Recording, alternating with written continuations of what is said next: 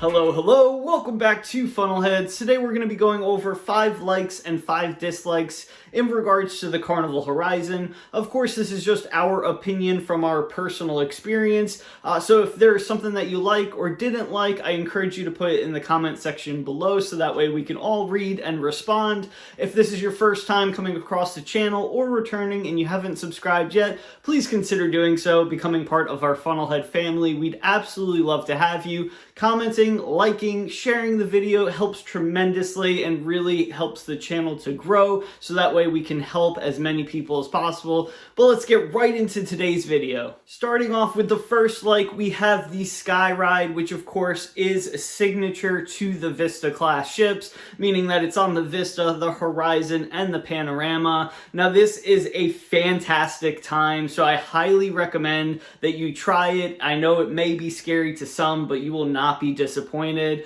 One tip for the Sky Ride is I would try to do it as early as possible during your cruise, because sometimes it is down for either maintenance or if the weather might be, inclement at times, whether it's windy, raining, things like that nature. And the last thing that you want to happen is it being shut down, towards the end of the cruise, and for you not to, get to experience this, because it really is exhilarating. It is free, which is also a huge bonus. So you can do it as many times as you want, and two people can go around at once. So if you have, a spouse, significant other, family member, you can kind of pedal along each other. So terrific experience. Highly recommend you doing it.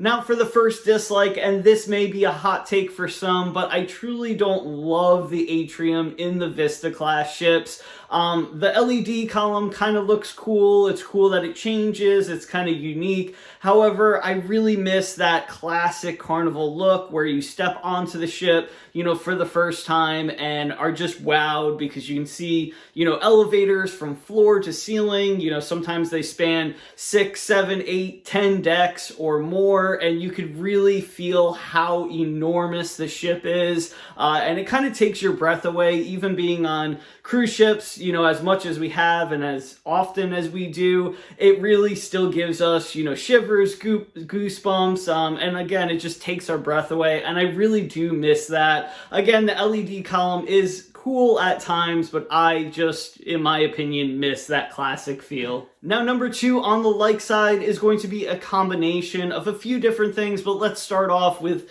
the Carnival waterworks, the Dr. Seuss waterworks on this ship. Not only does it have, a lot of splash items for smaller kids and smaller size slides, but they have several adult slides that are spectacular. We think it's one of the best water parks on a Carnival ship. And also that combined with the location of it, because on a lot of other ships, just thinking off the top of my head, like the Carnival Sunshine, the waterworks is kind of like an afterthought. Like it is cool, but it's kind of tucked away in a place where not much else is going on. And on the Carnival Horizon, it's kind of on the forefront. You can still enjoy, the Lido deck activities, the music going on, and you can still, watch your kids, or, if you want to just spend some time up there, doing the water slides or whatever, you get to kind of enjoy both worlds, where the other ships, like I said, it's kind of tucked away, and you kind of feel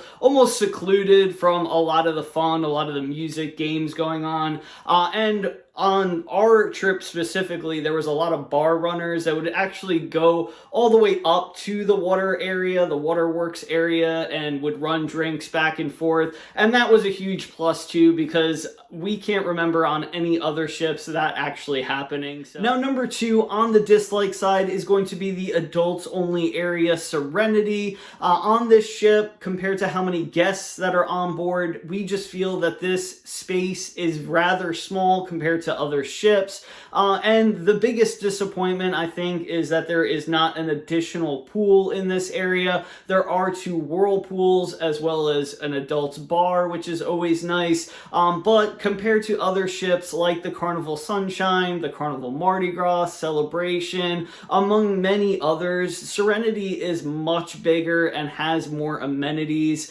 So it is just a little disappointing for the size of ship as well as guest capacity. Now moving on to like number 3, and that's going to be the Havana area for this ship. Now this area you can only access if you book a Havana cabin, and it does come with some amenities. Some include your own bar, 2 whirlpools, as well as an aft swimming pool. Now this area is absolutely amazing, even compared to Carnival's newest ships, the Mardi Gras and the Celebration. In our opinion, it's just set up way better. You get more amenities, and the space in the area is bigger as well. So if you're looking to do a Havana cabin, I would definitely recommend doing it on the Vista class ships. Now, dislike 3 is going to be the casino, specifically the smell and smells that are coming out of the casino. It just smells like an ashtray, and you don't even have to be in the casino to really smell it. They just need to either work on the ventilation system or perhaps do something like they did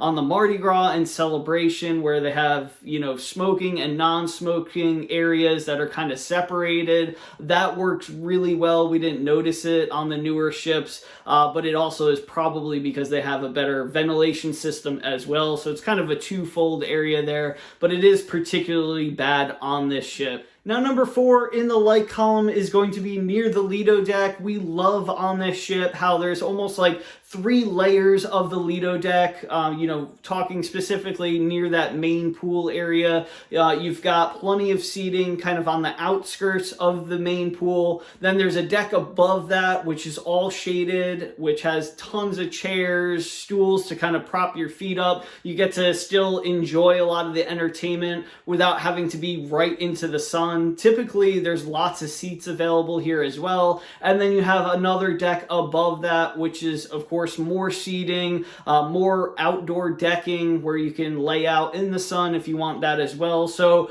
there's lots of options for seats. On other ships compared, you really kind of have to fight for those shaded seats specifically. Not that we love to be in the shade, but every now and then one of us gets, sunburnt, or you just kind of need a break from the sun and you're trying to escape and you can never find seating. On this ship, that's not really a problem most of the time. Now, number 4 on the dislike side, let's stick right back to the main pool on the Lido deck, and that is, it's just too small for the amount of people. It was always packed, and it doesn't help that the outside, like tiki chairs, usually there's supposed to be a little bit of shallow water there, and 9 times out of 10, there's just not enough water in the pool. I'm not sure what the reason is, but a lot of times it's empty. I think that if they were able to put that little bit of extra water and keep it there, that would definitely help. But there's just way too many people for that pool. I wish they would just either make the pool bigger or just have one other pool in that main area. I don't know how they would exactly design it, but that is the main area. So of course you have, the pool on the aft of the ship that families can enjoy as well, and other passengers, but you're missing out on the music, a lot of the fun squad games and activities, ice carvings, and so much more. They just need to figure out a way to reconfigure that main pool where more people can enjoy it at once. Now, before we get to our last like, let's go over our 5th dislike, because we always want to end on a positive note. But the last dislike, number 5, is going to be the Lido Marketplace. On this ship, it was always hectic. There were a little bit better times to go, as far as, a little bit earlier, a little bit later during those peak times, but it seemed like there was always massive lines, people running into each other. The configuration in the Lido Marketplace is kind of not the best. We felt like we were running into people a lot with food in hand. Not that we were trying or anything, but it just kept happening over and over again. So again, I think the area could be just configured a little bit better, or just maybe a little bit wider, a little bit longer, something in those regards. It just felt like clutter all the time. Now lastly, number 5 on the like side is going to be all of the food and drink venue options on board the Carnival Horizon. Now of course some of these are free, some of them they're a little bit of an upcharge, but there's lots of different options for everybody. Specifically, we love on the drink side the Alchemy Bar, where they create, a drink made specifically for you. You get to tell them, what you like, what you don't like, and they will make you a delicious cocktail customized just for you, and it's always amazing. Of course, they have, drinks that you can just order from a menu as well, but what's the fun in that? Also, we absolutely love the Pig and Anchor bar here on board. They have some of the best draft beers, lots of great whiskeys and scotches in the Pig and Anchor. They have one of the best Bloody Marys ever. They do this smoked Bloody Mary. If you've never seen it, I'll try to post a video, but it is delicious. It is only open on certain mornings or near lunch, so you gotta kind of look at the Carnival Hub app to see kind of what times they open, but definitely try one. You will not be disappointed. Now on the food side, there's so many good food options for free. We love the Blue Iguana Cantina. Of course, Guy's Burger is always a great time. Main dining room, usually night after night, is very, very good. On the specialty side, we love Bonsai Sushi, Fahrenheit 555 Steakhouse, Cucina del Capitano, the Seafood Shack.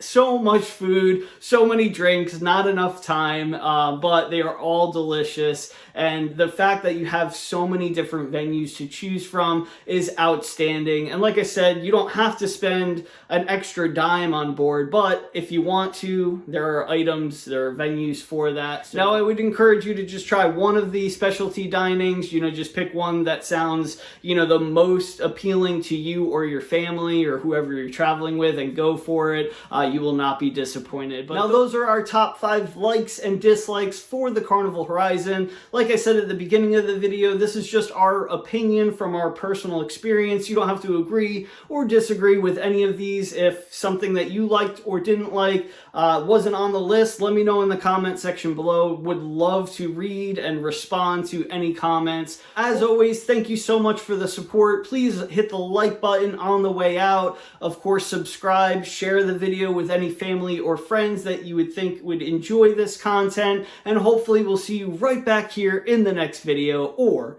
on a cruise ship one day. Catch you later.